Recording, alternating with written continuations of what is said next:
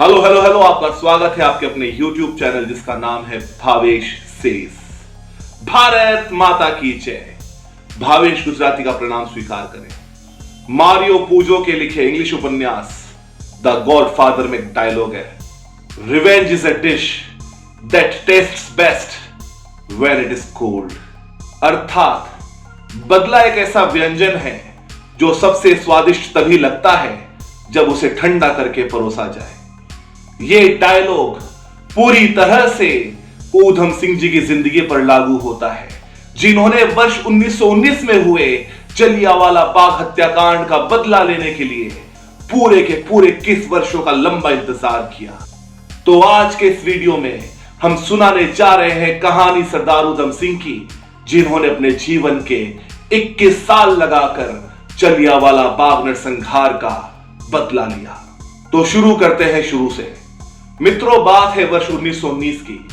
भारत में एक क्रूर अंग्रेज अधिकारी आया था जिसका नाम था डायर। अमृतसर में उसकी पोस्टिंग होती है और उस समयावधि में अंग्रेज रोलेट एक्ट नाम का एक कानून लेकर आए जिससे नागरिकों के बचे कुचे मूल अधिकार खत्म होने वाले थे और नागरिकों की जो थोड़ी बहुत बची कुची आजादी थी ना, वो भी अंग्रेजों के पास जाने वाली थी।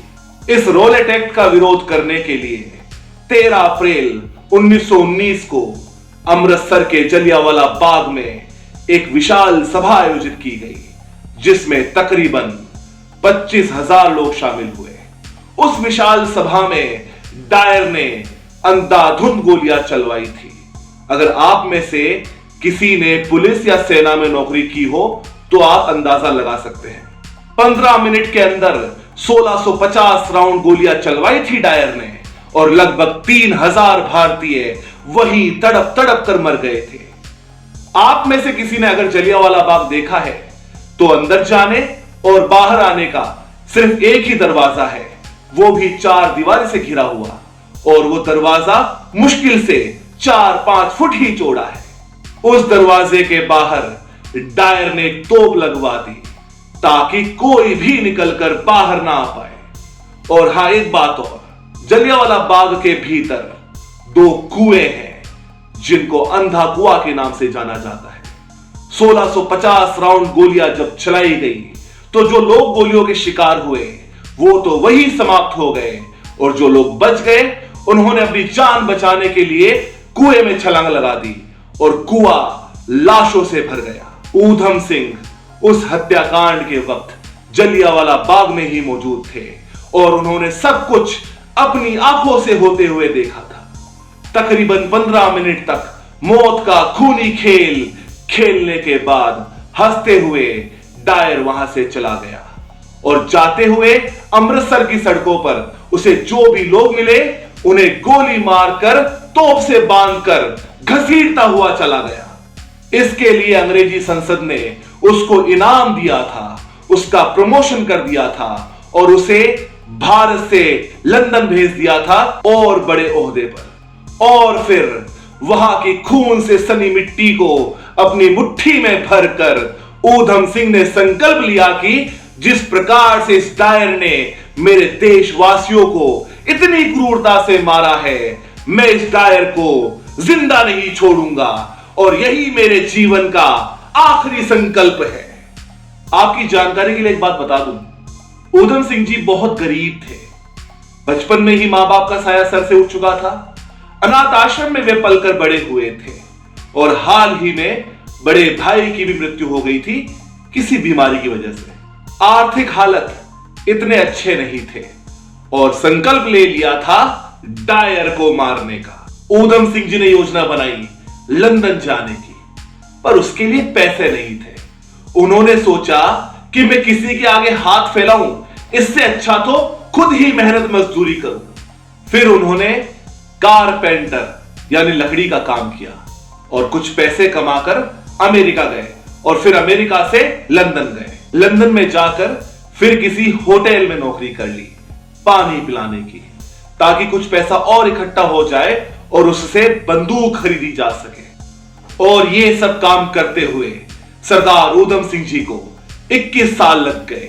जी हां, पूरे 21 साल। 1919 में जलियांवाला बाग हत्याकांड हुआ था और 1940 में पूरे 21 साल बाद उन्होंने अपना संकल्प पूरा किया। 21 सालों तक वे मेहनत मजदूरी करते रहे, इधर उधर भागते रहे और जिंदा रहे सिर्फ अपना संकल्प पूरा करने के लिए। और फिर आता है साल 1940। लंदन में एक जगह है कैक्सटन हॉल। वहां पर डायर को सम्मान दिया जा रहा था, मालाएं आदि पहनाई जा रही थी। ऊधम सिंह जी वहां पहुंचते हैं और अपने साथ किताब में छिपाकर लाई बंदूक को निकालकर एक साथ 3 गोलियां डायर के सीने में उतार देते हैं। 3 गोलियां मारकर केवल एक ही वाक्य कहा था कि आज मैंने 21 साल पहले लिए अपने संकल्प को पूरा कर लिया है और मैं अब इसके बाद 1 मिनट भी जिंदा नहीं रहना चाहता।